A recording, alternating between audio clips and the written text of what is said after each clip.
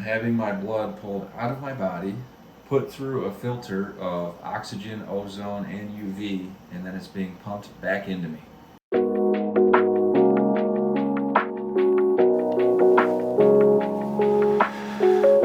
Oh, you know it's an important one. I shower for this.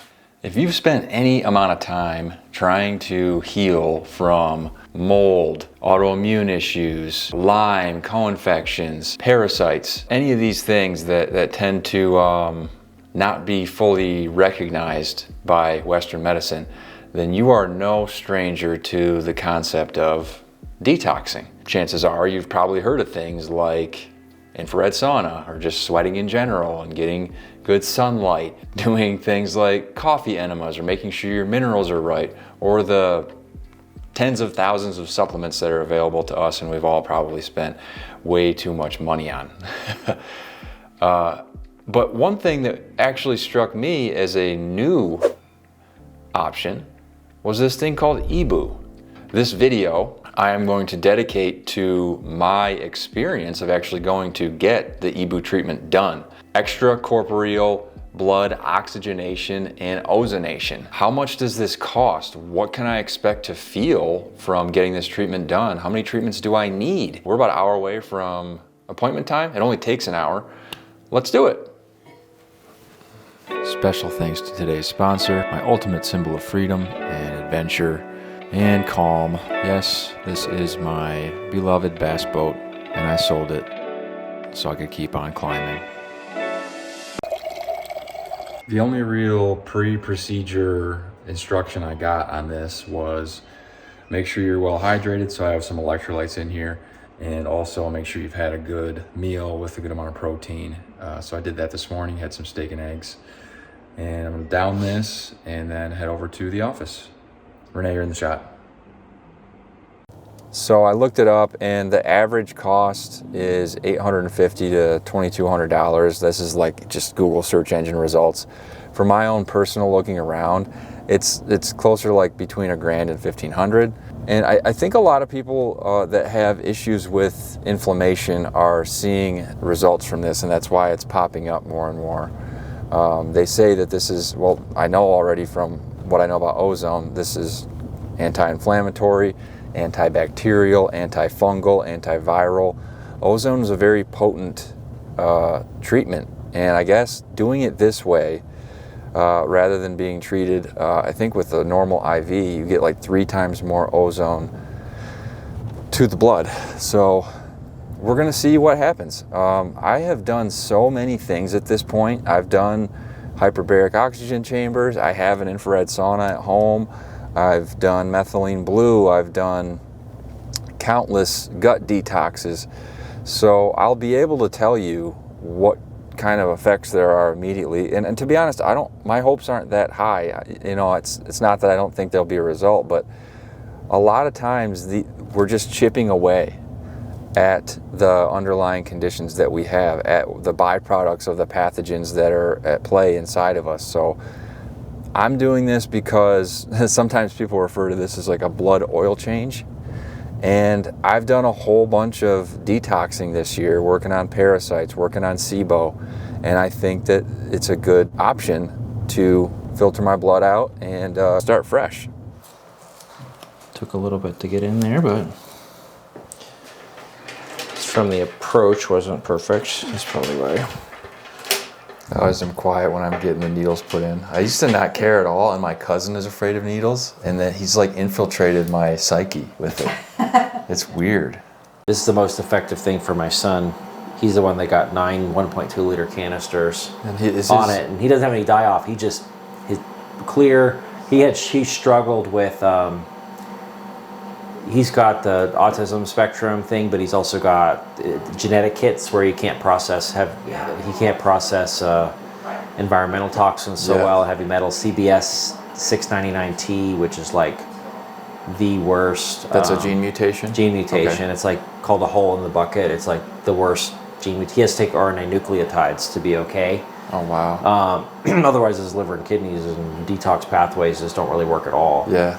And so, but he was like struggling with math for a couple months. He'd just sit there and try to figure it out. And I did the EBOO on him. and he does 3 units in a day afterward because his brain's clear now and he can think. Wow. And was he vocal about what he felt like? Was he like, oh my gosh, this is way different? Yeah. Wow. Yeah, he was vocal about it. This is EBOO, stands for extracorporeal blood ozone oxygenation. So a really effective therapy for a lot of chronic health ailments, Lyme disease, and cancer even. A lot of different things that it's really helpful for reducing inflammation in the body. So basically, how this works, we got here a draw IV, 20 gauge draw IV, where the blood's coming out, tourniquet to assist with the flow here, and then over here is a return IV where the blood's coming back. So it's a closed system. So the blood's getting pulled through here and through this peristaltic pump. So it's following this line here. I have a heparin drip dripping into here to keep the blood from coagulating while it's outside the body. Extracorporeal means outside the body. This is where all this is happening. The blood's flowing through the peristaltic pump, and it's going into this hemodialysis filter. The blood's coming through here, getting filtered, but then there's also oxygen tank down here set to 1 liter per minute, going into the side of the machine, coming out through the machine through this hose as ozone and oxygen. It's a mixture, and then so as the blood's coming up, the ozone and oxygen are going down. And that helps with, the blood only picks up what it wants to as far as the ozone and oxygen, but then it's also that pressure also happens to be pushing the filter, or pushing to filter out the blood. And so down here you can see some of the waste that's happening. This is the foam, and that's just waste products from the blood. You'll notice it's not red because it's only pulling out things that are smaller than blood cells. And then so it comes up through here, through this drip chamber. Blood flow's really, really good right now. If this starts to go up, that means the flow back to the body is slowed, and I need to adjust that. If this is going down, it means the draw from the body is impaired. So there's a lot to monitor here while it do this. So then the next step, it goes through this UV light filter. So it's a cuvette, and you can't really see it that well through there, but it's there's a glass tube called a cuvette where it basically spins, the blood goes around this glass spiral, and the UV light cleanses all the blood without damaging the red blood cells that way. So, and then it comes back to the body, and so that's how it works. It's a 50-minute session. It ends up taking a little over an hour with the blood coming back and everything, but it's 2 liters of blood is treated during that time, and the patient will get 150,000 micrograms of ozone dose during that time. The ozone goes into the body.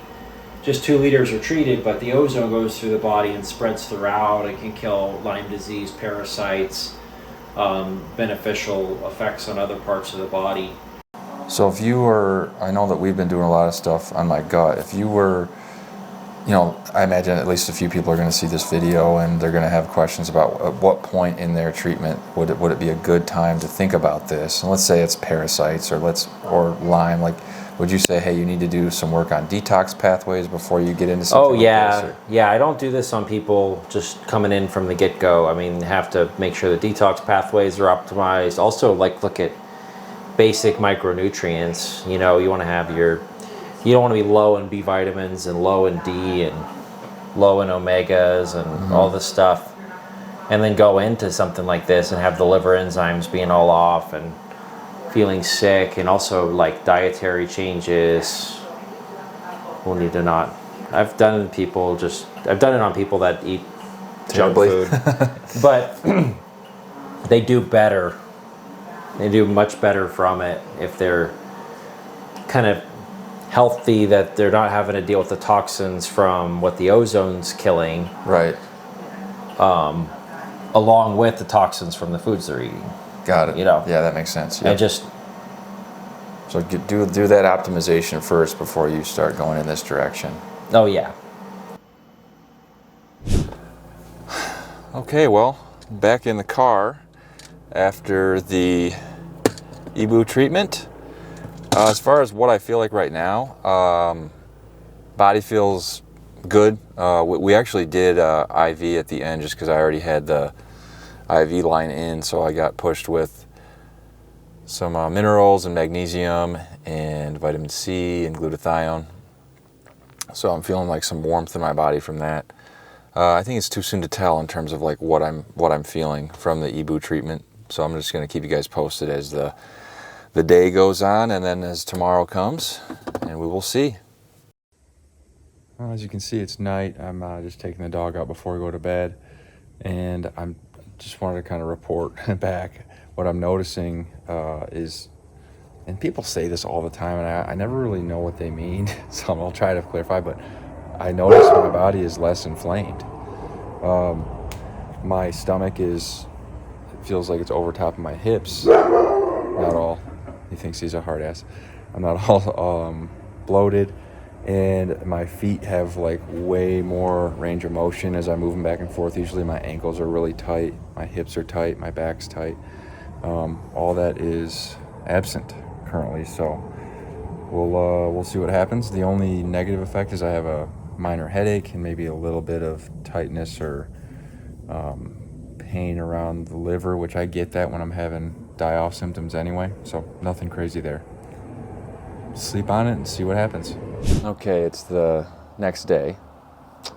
Slept awesome. Felt really, really good overnight. Didn't wake up at all. Just felt at ease, which you could also contribute to the magnesium infusion that I got at the end of the treatment. As far as what the body feels like, kind of the same thing I said last night. Like my feet and my legs, a lot of times they feel inflamed or full or like not able to like fully activate. Right now they feel amazing.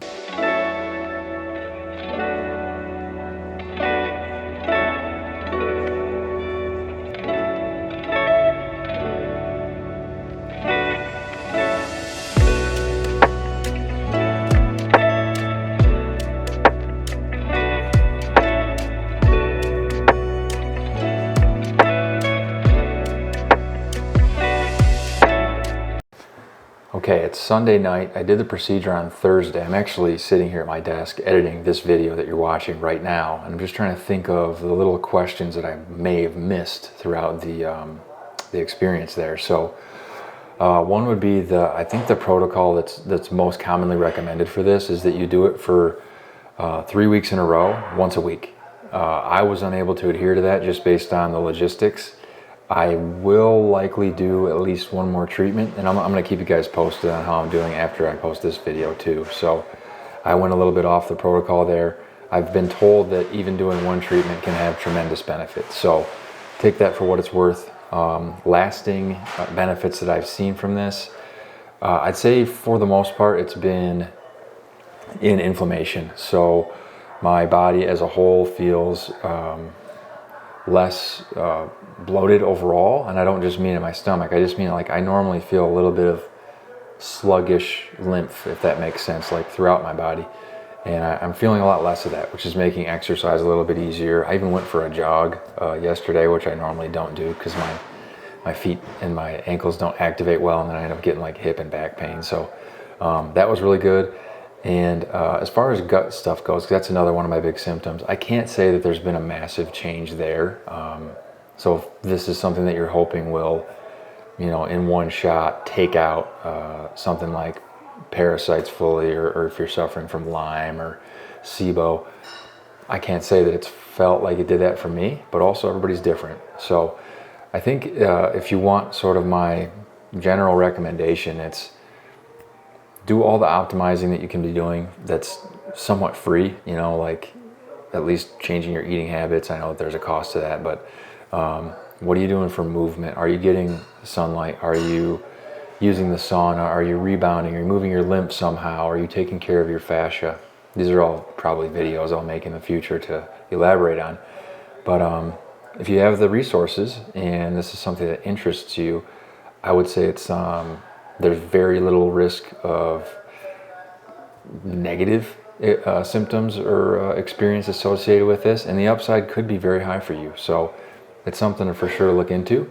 I hope that you guys have found some little nugget of value, or at least a nugget of clarity around EBOO in this video, and I look forward to seeing you on the next one.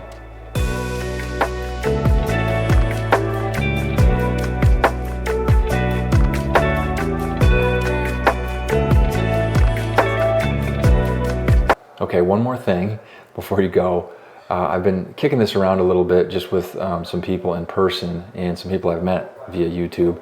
I'm thinking about starting a group for helping people move through this chronic illness, the slog that I often refer to it as, and getting back to a more capable state.